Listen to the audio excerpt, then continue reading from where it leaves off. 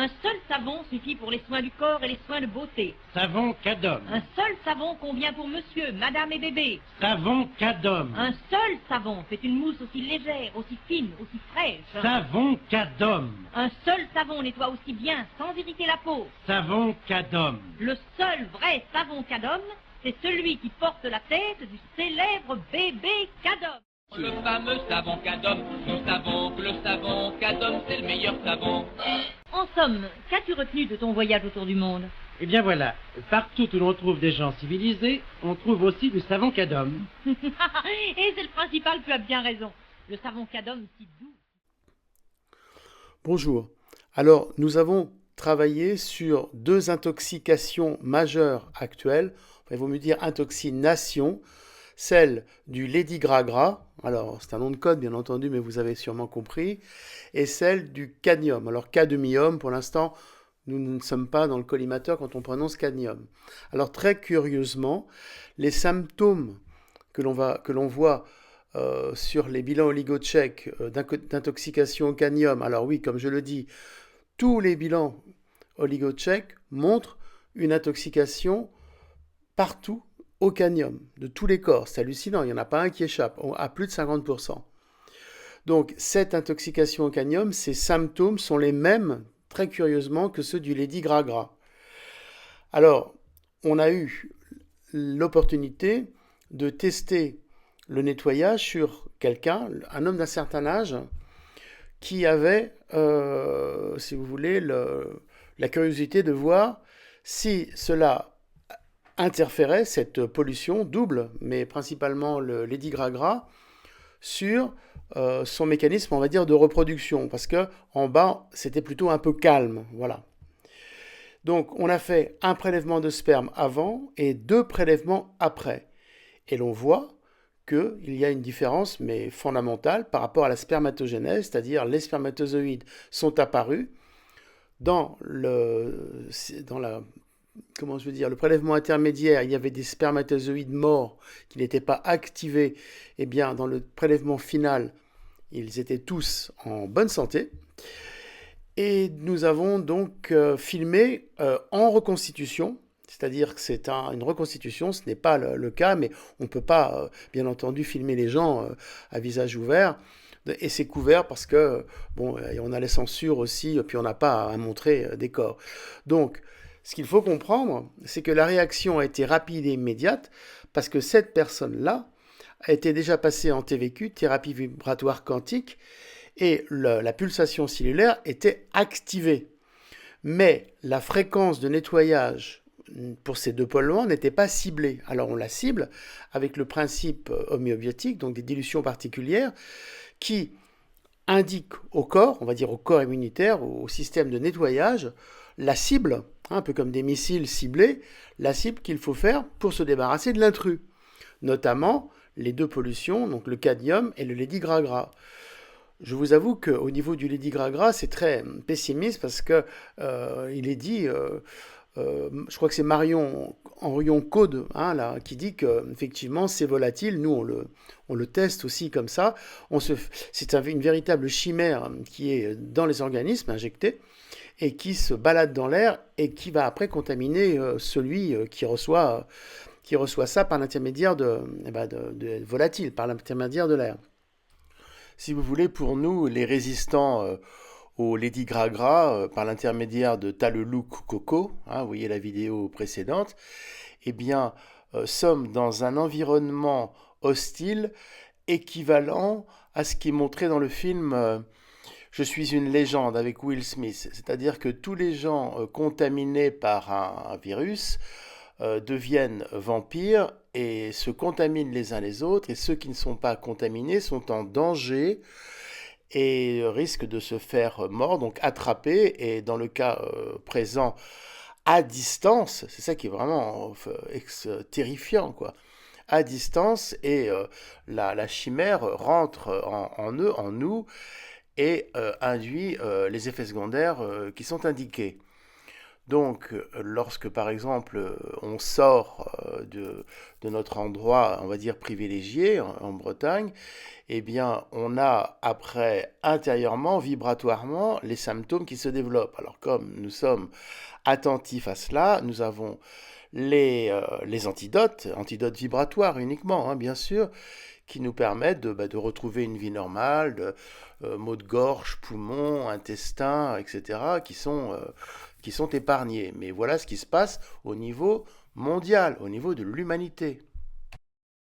Pour en revenir à ce patient, il était donc informé, il avait été activé, mais il manquait des ingrédients spécifiques pour le nettoyage. Donc ça, c'est le principe du nettoyage homéobiotique, hein.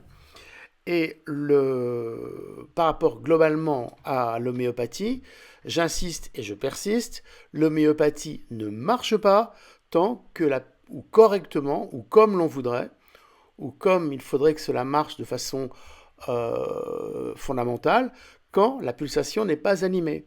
Quand vous avez des résultats sur un corps dont la pulsation n'est pas animée, des résultats en homéopathie, entre guillemets, c'est parce que vous avez sidéré le symptôme, vous l'avez enfoui. Donc je réexpliquerai ça, j'ai déjà expliqué également des fois. Bon. Et ce symptôme enfoui va vous provoquer des symptômes secondaires qui seront beaucoup plus difficiles à éliminer. Donc voilà, démonstration.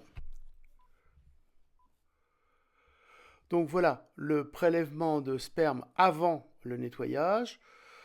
Vous voyez, pratiquement, il n'y a aucun spermatozoïde de vivant, pas très peu en tout cas.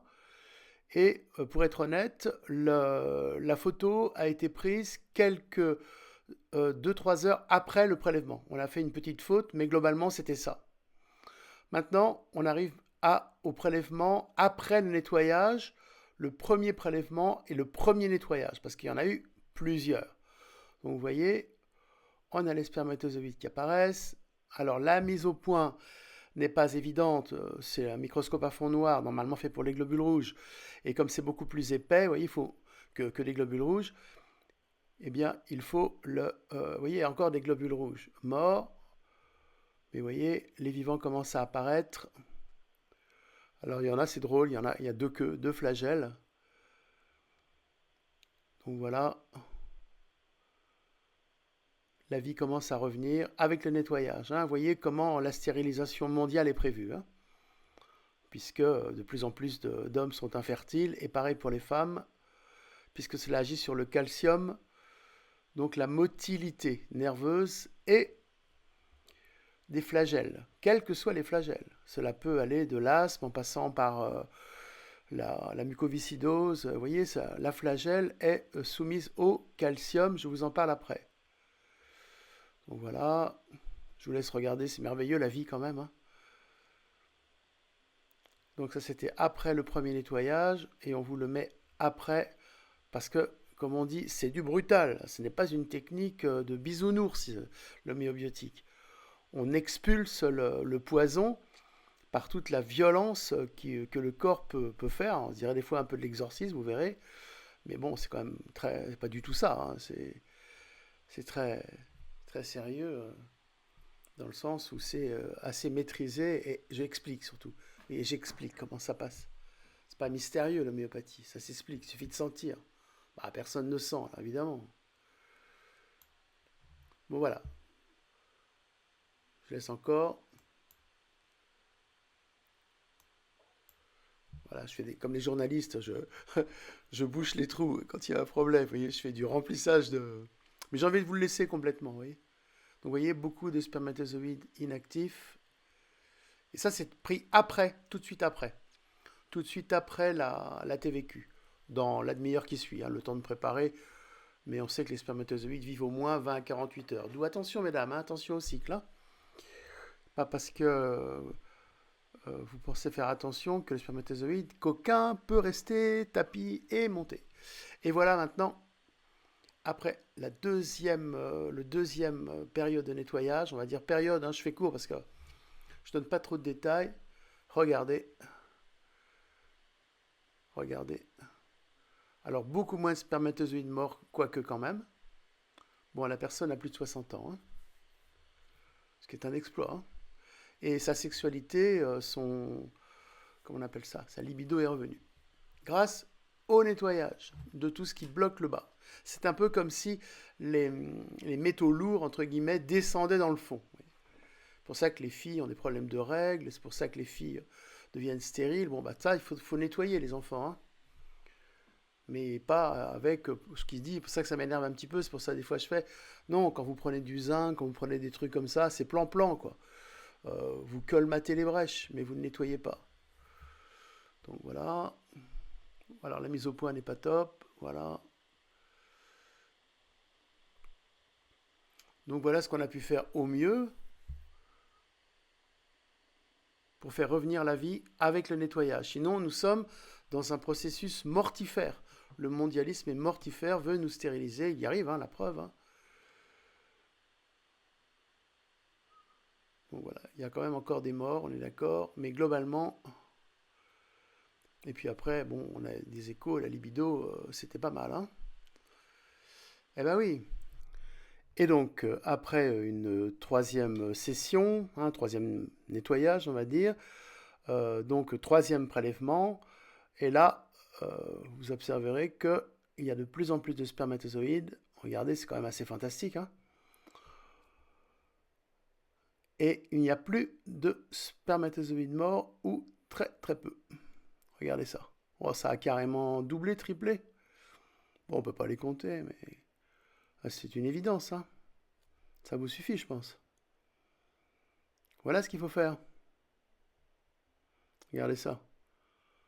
Et ils sont plus vigoureux. Tout ça parce que la substitution, on va dire, du calcium par le cadmium a été nettoyée. Le calcium reprend ses droits. Et le calcium crée une onde au niveau du nerf, hein, thyroïde pérominaux, hein, qui m'avait énormément éclairé dessus. Une onde de dépolarisation, ça s'appelle l'onde calcique. Et dans la flagelle, on a le même mécanisme. Et je ferai une petite parenthèse par rapport à Ida et Pingala, dont je parlais sur la précédente vidéo. Dans la précédente vidéo. Donc vous voyez, il n'y a pratiquement plus de spermatozoïdes morts. Bon, les traînées qu'on voit, bah, c'est les traînées du sperme, hein, les composantes minérales probablement, hein, je ne suis pas un expert non plus. Voilà les résultats avec un nettoyage, protocole homéobiotique de détoxination, métaux lourds, vaccin. Voilà ce qu'il faudrait faire, les amis, et non pas du travail plan-plan, hein, parce que maintenant tout le monde se met à nettoyer, on dirait vraiment c'est des curés, là. Tout le monde nettoie, les cerveaux et tout. Mais non, si vous n'atteignez pas ces dimensions-là, vous n'y arrivez pas. Voilà. Regardez celui-là en haut à gauche, là. Moi, je trouve ça top, quand même. Ah, puis quel bonheur.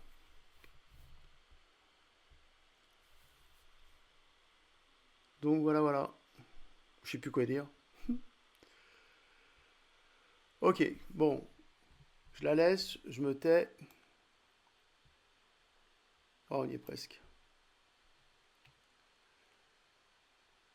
Ah ouais. On voit pas ça tous les jours, hein. Vous vous rappelez, il n'y avait pas un spermatozoïde, on va dire, dans la première séance. Je vous donne pas les temps entre... Je ne dis rien. Je ne peux pas dire. On ne peut pas copier ça. C'est un peu notre secret à nous de fabrication. Si vous voulez, vous venez. Et achetez les bouquins d'abord.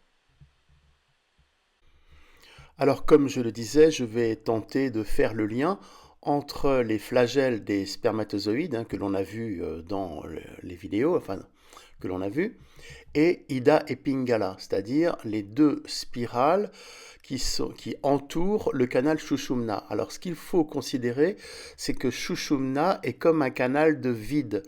Alors, moi, j'appellerais ça le vide vibratoire quantique dans lequel il y a tout le programme de la vie. Et le programme s'exprime avec des mouvements. Alors, les mouvements sont toujours un mécanisme de spirale, voire d'une ondulation, voire d'une fréquence. Et c'est ça qui est symbolisé dans Ida et Pingala.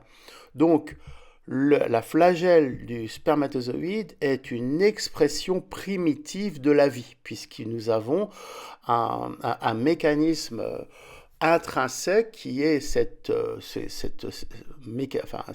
volume de vide vibratoire quantique dans lequel il y a toutes les informations de la vie et qui donc s'exprime par le mouvement. Alors en biotisme, je disais, donc vous avez une première impulsation biotique, j'appelais ça pouls cellulaire à l'époque, j'espère que vous reprendrez les bouquins, les premiers, la biopsychanalyse, où j'expliquais tout ça d'une manière un peu plus intuitive que maintenant, bien sûr.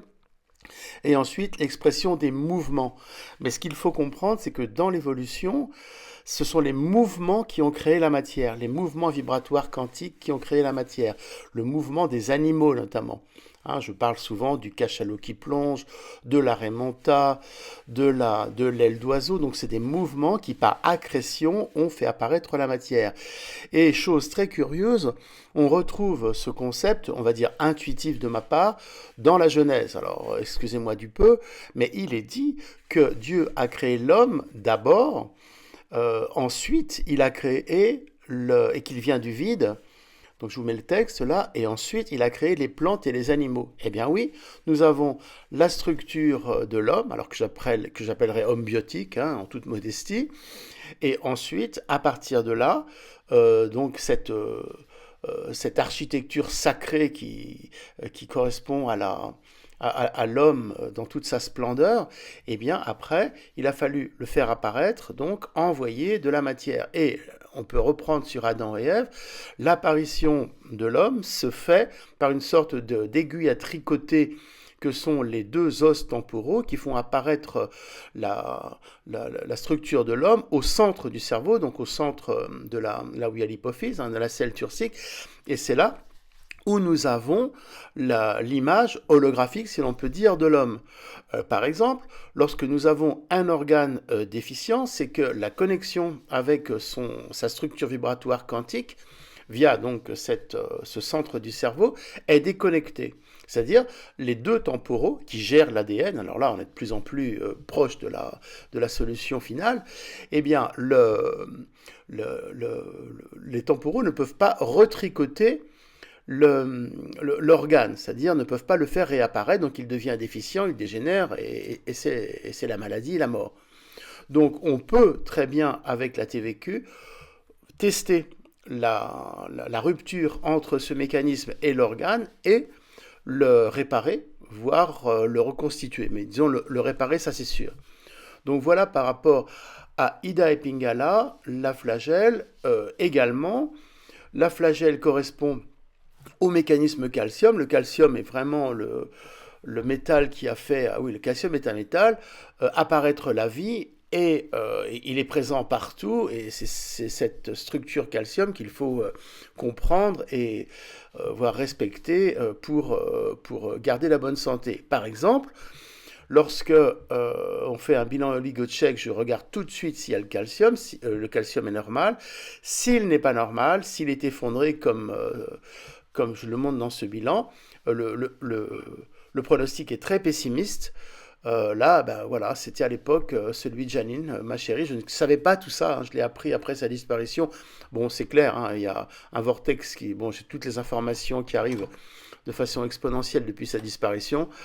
Donc, voilà, il fallait que je le trouve, il fallait que je l'explique. Mais vous voyez, le calcium est déficient. Donc, les organes ne peuvent pas se reconstruire, donc de façon normale. Donc qu'est-ce qu'ils font? Ils font comme ils peuvent, ils font des néoformations qui sont appelées tumeurs. Le mécanisme de l'intelligence et le mécanisme vibratoire du calcium qui correspond au système immunitaire vibratoire, analogiquement les coquilles d'œufs que l'on met que l'on suspend, je vais expliquer ça, qui permettent la vigilance par rapport au système immunitaire et se préserver des maladies, eh bien, ne marchait plus. Et bien sûr, elle a été emportée rapidement à cause de ça. Et voilà ce que je peux maintenant expliquer, tester, voire travailler, mais c'est encore une longue histoire. Nous avons fait une reconstitution avec une volontaire, entre guillemets, des effets de la séance que nous avons constatée sur la personne dont je vous parlais avant. Et avec l'approche de la vibration de nettoyage par rapport au corps, eh bien, on a cette réaction de spasme que vous voyez. Alors, on va la répéter plusieurs fois, hein, c'est une reconstitution. Hein, vous voyez exactement ce qui se passe, ce qui s'est passé, et ce qui est souhaitable en thérapie. Ça veut dire qu'on est vraiment sur le top du nettoyage. Mais encore faut-il, comme je l'ai dit, que la personne soit déjà activée au niveau de la pulsation, du CVQ, etc. Donc, on peut dire que le flux nerveux, bloqué par le carbone, repasse brutalement dans l'axone. Et ce que l'on voit, c'est le corps qui expulse le poison par un système de spasme, exactement ou analogiquement comme quand on vomit la nourriture que l'on ne peut pas digérer. Donc, en TVQ, ce nettoyage, ce principe de nettoyage homéobiotique va avoir pour effet de refluidifier le système nerveux et pour nous, puisque c'est notre objectif principal, d'activer, de développer, voire de faire apparaître le cerveau vibratoire quantique, soutenu par le système nerveux évidemment, hein, le mécanisme poulpe-médusa. Mais pour comprendre maintenant le Parkinson, eh bien, on sait que dans le Parkinson, vous avez des blocages au niveau du calcium.